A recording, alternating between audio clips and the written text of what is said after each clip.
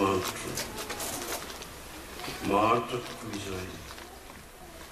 Sarotra tokoa ny fiainanay eto amin'ity tany, feno aty, feno fahoriana, feno fijaliana. Tsy noho ianao tsy nikarakara sy tsy tianay nefa, fa noho izay mandositra anao lalandava. Fa izay lavitra anao dia lavitra ny fiadana, izay lavitra anao dia lavitra ny filaminana sy ny fandriampahalemana. Fa izay eo aminao kosa dia mandrisy ary mijoro, misantatra ny fiadananao ao anatin'ny fony dia nety ary mandray izany amin'ny fahafenoana amin'izay iverenanao aminao rahatra izay.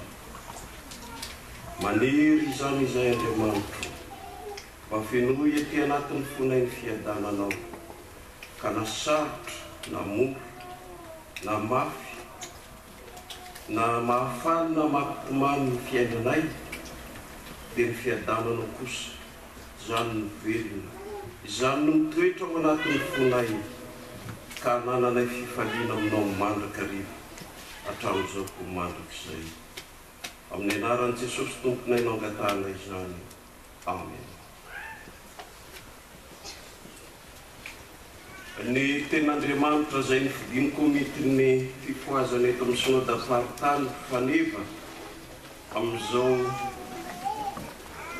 isa-taona izao, dia raha antsika mahita ao amin'ny bokin'ny mpaminany Kosea amin'ny toko fahaefatra ambin'ny folo ny andininy fahadimy. Kanefa dia ovakitsika manomboka amin'ny andininy faharoa ka hatramin'ny andininy fahasivy.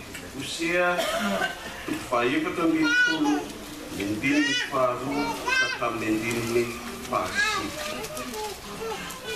Izao ny vaky ny teny amin'ny anaran'i Jesosy. Ry Israely io, liberena amin'ny tompon'Andriamanitra ao, fa lavokely ka ianao. Mitondra-teny ianareo, eny, liberena amin'ny tompo ka manaova aminy hoe mamelany heloka rehetra ary raiso izay tsara, ka dia haterinay mifanatitra ny molotray.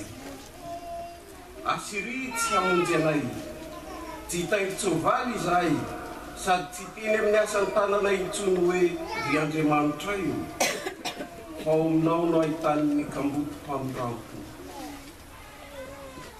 Hositraniko ny fiodinany, ho tia azy tsy hozonana fa efa niala tamin'ny ny fahatezerako. Ho tahaka ny andro amin'ny Israely, hamono tahaka ny Lilizy ary hamaka tahaka ny Libanona.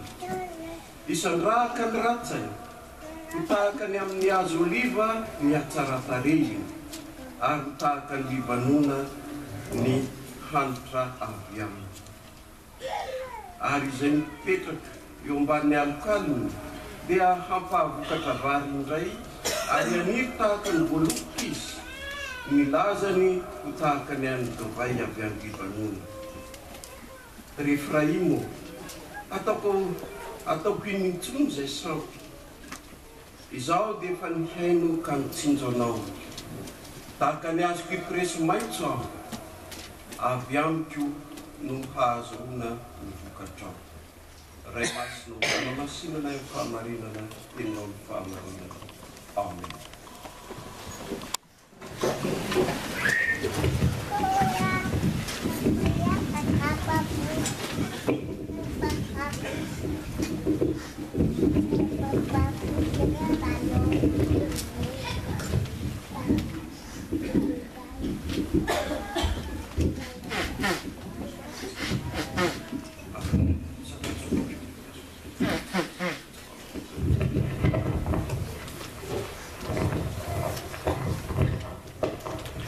Ry fiangonana malala, ho aminareo rehetra ny fahasoavana mampiadanana avy amin'Andriamanitra raintsika sy Jesosy Kristy tompontsika.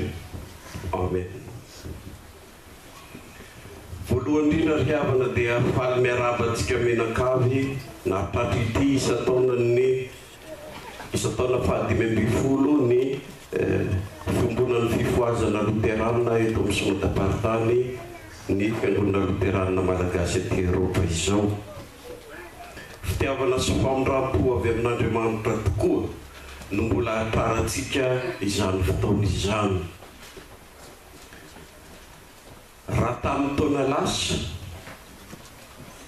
dia mba samy mieritreritra ihany isika, tsy fantatro raha atao an-tsaintsika ny hoe mbola mba hotrarin'ny taona manaraka koa ve. Mbola tanora ngambany maro dia tsy dia mbola ao anaty mieritreritra izany, fa rehefa manomboka lehibehibe dia manomboka ao anaty eritreritra izany. Rehefa manomboka tsy dia salamalama loatra dia manomboka tonga anaty eritreritra izany rehetrarehetra. Mbola hotratry ny taona manaraka ve aho.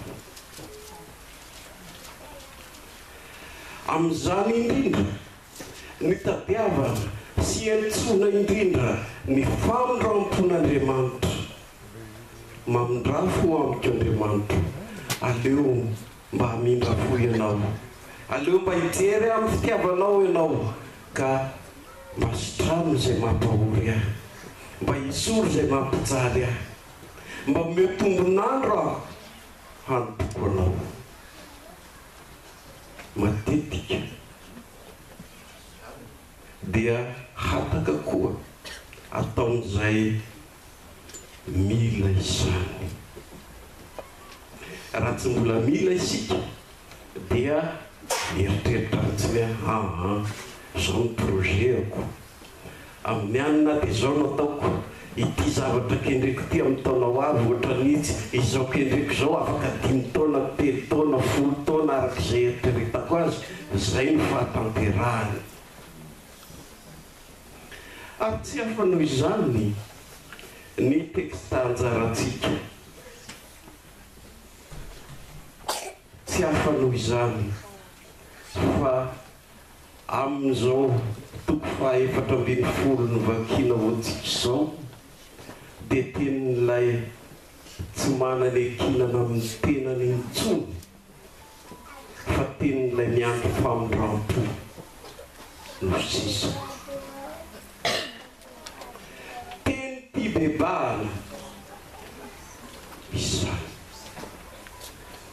Rehefa raha jerentsika ity boky nosempaminany ity, raha iverinao amin'ny boky aho, dia ity ny boky anankiray anisany resaka be indrindra ny teny hoe izay nadikatsika hoe fibebahana.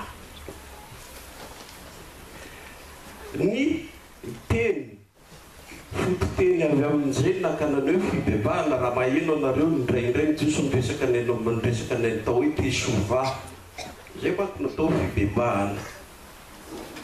Io teny tesova io dia ny fototeny sovy dia ny hoe miverina, miverina. Ka rehefa resahana ny hoe fibebahana indrindra ny boky hosempaminany dia misy miverina 320 ao, boky kely andinin'ny toko 440 ahitana ny teny io miverina 320. Ao amin'izany fiverenana izany dia misy zavatra anankiroa asehony eo, dia ny fibebahantsika ary ny fiverenan'Andriamanitra.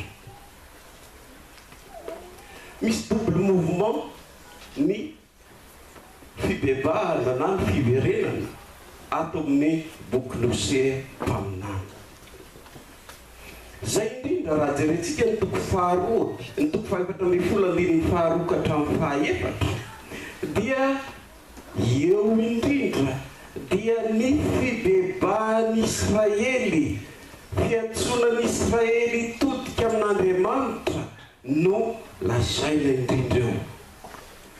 Ary eo dia misy ilay karazana antsoina hoe liturjia ny fibebahana. Ny liturjia ny fibebahana eto dia izao, misy izay fifonana na fibebahana tsotro zao, ao ny fiekekeloka, dia ao ny filazana fa tsy hanao izany intsony, ary avy eo dia ny absolution na famitsorakeloko.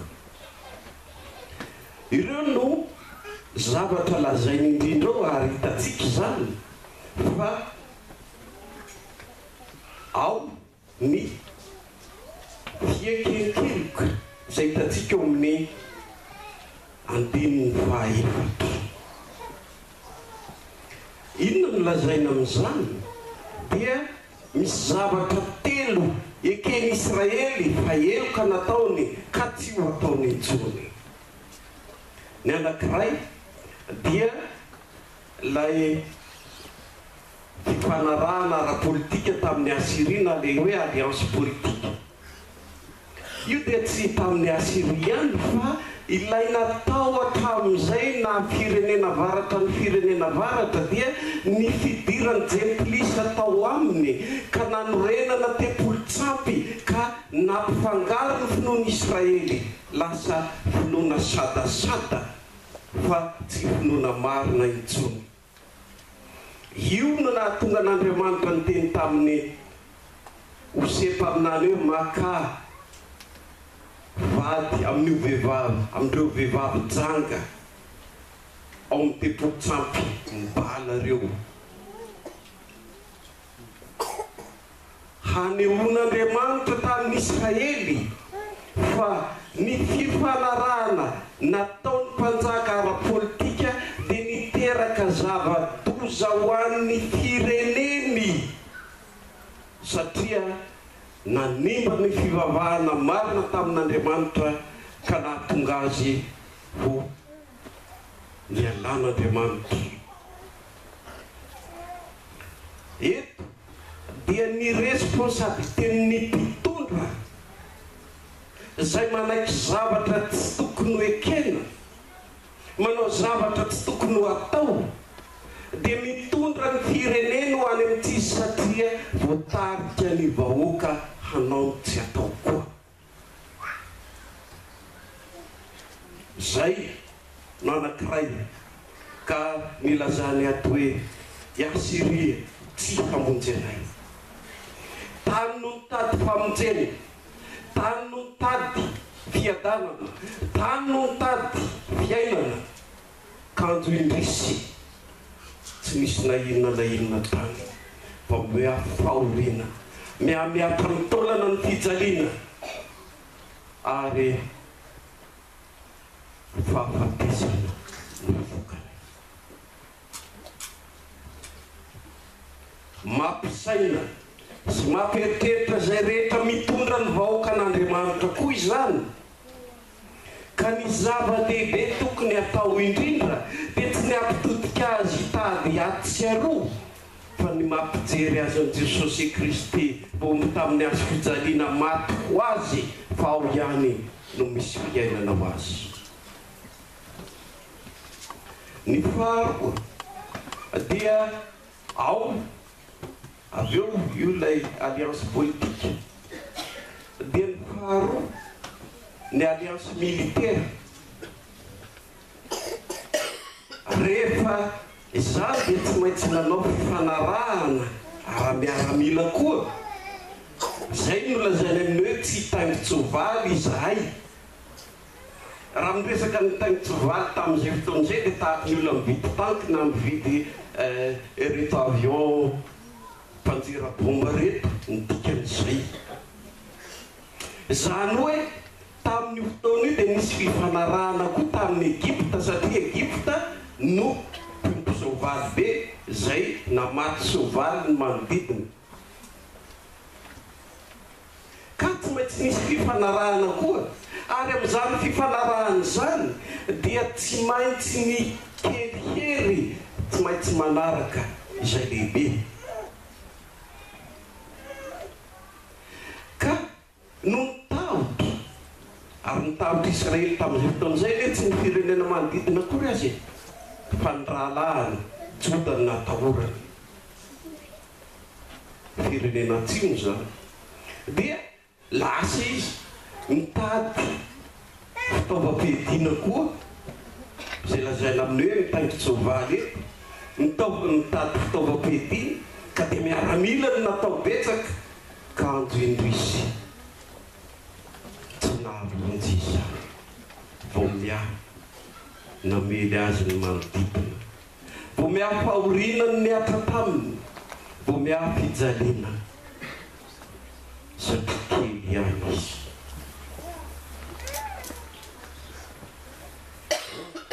zay ny ara-politika fangaro amin'izay ny ara-sosialy satria rehefa miaramila betsaka ny tsy maintsy karakaraina dia mila vola be koa ny mpanjaka hitantsika tamin'ny olana tamin'ny Solomona zany nampizaran'ny fanjakana rehefa nampandaovina hetra be loatra reto avaratry reto satria nanana miaramila be mpitaingitry soavaly be dia be Solomona ary io efa nitenen'Andriamanitra raha mijery isika ny amin'ny mpanjaka any amin'ny Deutéronomie dia anisan'ny anankiray tsy hanana soavaly betsaka kanefa mba hananana toky fa ahandresy sy ahery dia nahaka soavaly be dia be izy ireo ka dia tonga niahy nalemy fatsina tanjaka ary ny fireneny miareraka satria lany tamin'ny ady koa ny tokony iveloman'ny vahoaka rehefa zay simba tanteraka ny ara-politika sy ara-sosialy dia simba koa ny ara-pivavahana satria hitantsika ny fahatelo ilazana eto hoe sady tsy teny amin'ny asan'ny tanana intsony hoe ry Andriamanitra io tsy teny amin'ny asa tanana intsony hoe ry Andriamanitra io naiky Israely eto fa diso ara-politika diso ara-piarahamonina diso ara-pivavahana diso ara-pivavahana satria tsy nitokontsony tamin'Andriamanitra lay Andriamanitra ny lanitra zay afaka mipie sy mamindra fo aminy fa nitoko tamin'ny sampy zay vokatry ny politika tsy tsara nataon'ny mpanjaka raha teo ka dia tonga mpanompo sampy nampifangaro ny ara-pivavahana izy ireo dia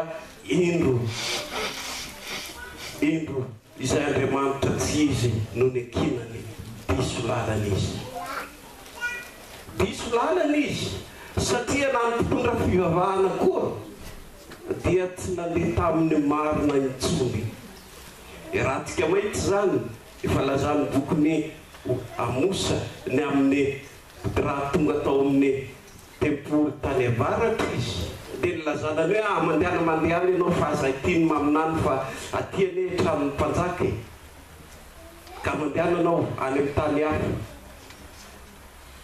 zany hoe rehefa nipisorona satria ny loham-pisorona atao amin'ny tempoly no miteny izany dia mitsikombakomba amin'ny fomba maloto ataon'ny hapo dia ny vahoakan'Andriamanitra no simba ka tsy mandeha intsony amin'ny lalana marina satria tsy misy mamerina azy ho amin'ny lalana marina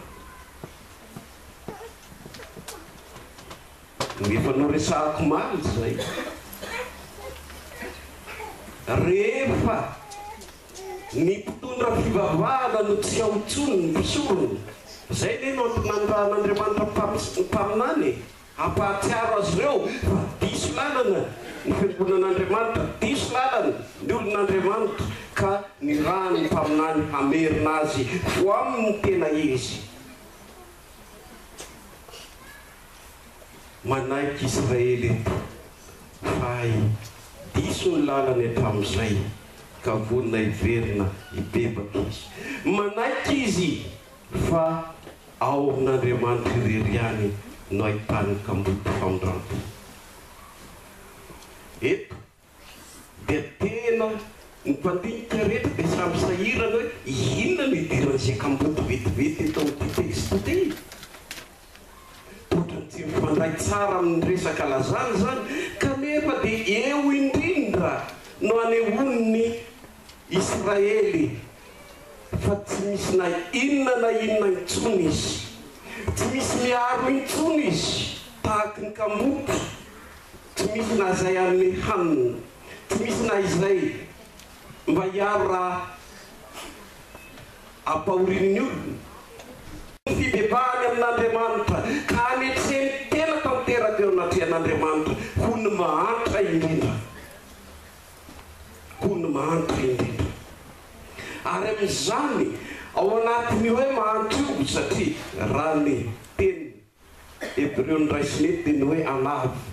Io teny io dia ilazana ny mahantra izay tena mifikitra amin'Andriamanitra.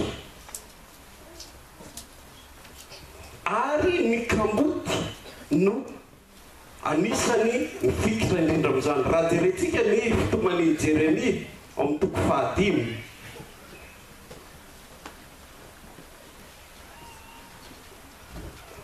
Jeremia toko 15, fitoman'ny Jeremia toko 15 ny andininy 7. Dia ao indrindra ilay fitomaniny manatona an'Andriamanitra maneho ny mampahantra azy. Vakitsika hatramin'ny andininy 1. Tompo, tsarovy izay manjo anay, hevery sidinio ny latsa mahazo anay, lovanay dia afindra ho an'ny vahiny, ary ny tranonay ho an'ny hafa firenena. Efa kamboty izay ka tsy manandray, ny reninay dia toy ny mpitondran-tena. Ny mahantra tsy manan-katenana intsony ireo no mifikitra ny talao amin'Andriamanitra ka miantso azy hoe vonjeo izay fa tsy misy azo amtenaina, tsy misy na inona intsony ho rasinay. Io no fibebahana, io no fonana nataon'ny Israely teo anatrehan'Andriamanitra. Andriamanitra kosa tatsika manomboka amin'ny andininy 15 izay teksta tsaratsika raha teo dia ao Andriamanitra no maneho ny maha izy azy koa. Ny maha izy azy dia izy Andriamanitra tia sy mamindra fo. Izy afaka mibebaka koa, zany hoe miverina miala avy amin'ny fahatezerany ho amin'ny fitiavany. Ho izy ho sotraniko ny fiodinany, ho tia azy tsy hozonana aho fa efa niala taminy ny fahatezerako. Eto dia milaza izy ny hoe ho sotraniko ny fiodinany. Miteny hoe sotraniko raha tamin'ny faritriny nampiasana azy tamin'ny fotoanandro dia nampiasa izay daholo ny faritra rehetra iny.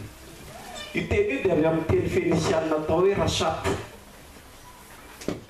Ka ny dikany io dia milaza ilay Andriamanitra teo an-drareo, izay Andriamanitra sady mpampahory mpampijaly no mety afaka manasitrana koa. Izany hoe io Andriamanitra io zany dia Andriamanitra, ary zay ny hevitry hoe nampiasan'ny Hebreo hoe avy amin'ny teny io ny teny hoe manasitrana. Dia ny antony dia izao, nampiasaina tany amin'ny ady zany. Any amin'ny ady rehefa maratra anao dia voatenezany dikany. Ka ny dikany teny hoe nampiasan'ny Hebreo hoe manasitrana ny hoe rafe misy manao rafa, dia ny dikany io dia ny tena izy dia manasitrana fery. Zay ny tena izy, manasitrana fery.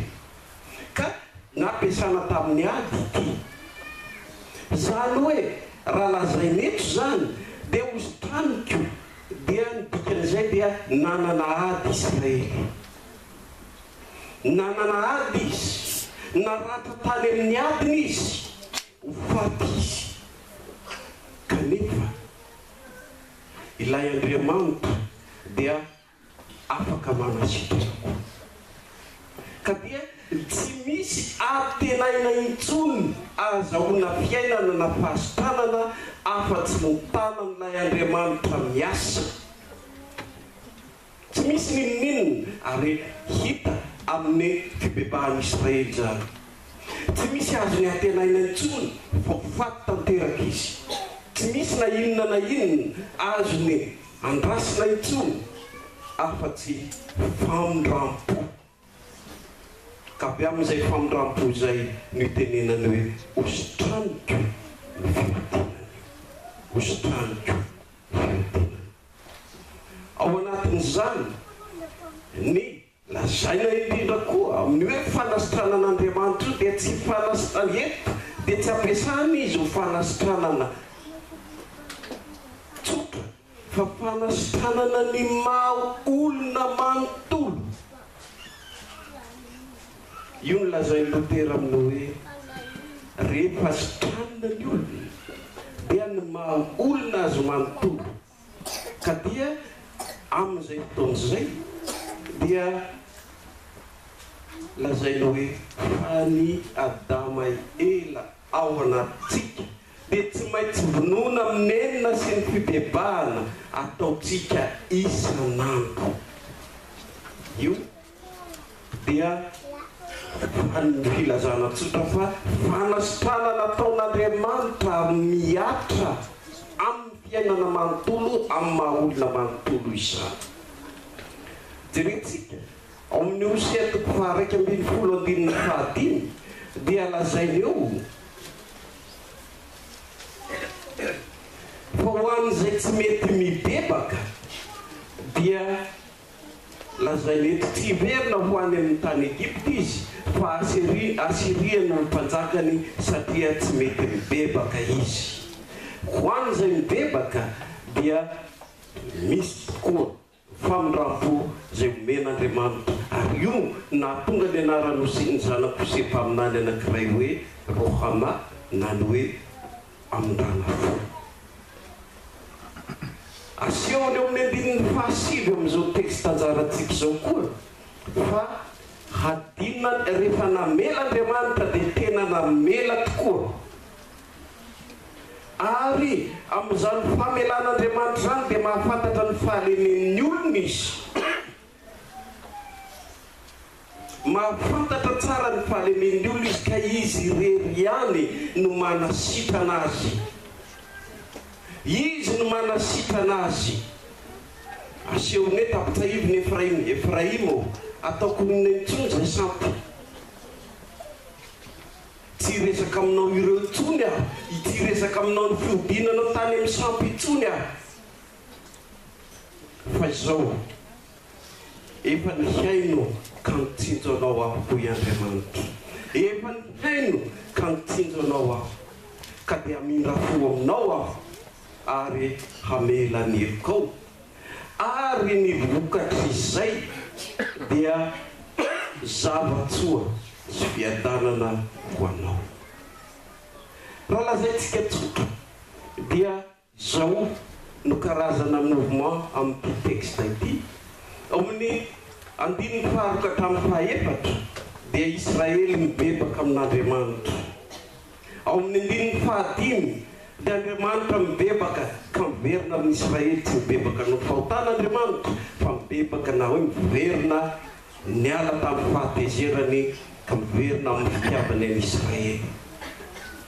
Ny vokatra izay ho an'i Israely rehefa noraisiny izay ka Andriamanitra no amin'ny fiainany sy mitondra ny fiainany dia fiainana vaovao anjakany fiadanana. Izay no lazain'ny 9:9 hoe izay mipetraka ao ambanin'ny alokalony dia hampahavoakatra ny variny indray ary haniry tahaka ny voaloboka izy, ny lazany tahaka ny an'ny divay avy any Libanona. Fiainana vaovao tokony omen'Andriamanitra fa ianao izay mibebaka ka miverina aminy, mitodika aminao kosa izy ka mamindra fo, miantso, manafaka anao, miasa ao anao ary manome anao izay soa sy tsara indrindra, manolotra ao anao izay tsara indrindra, hanananao fifaliana amin'ny fiarahana aminy sy ny fitiavana.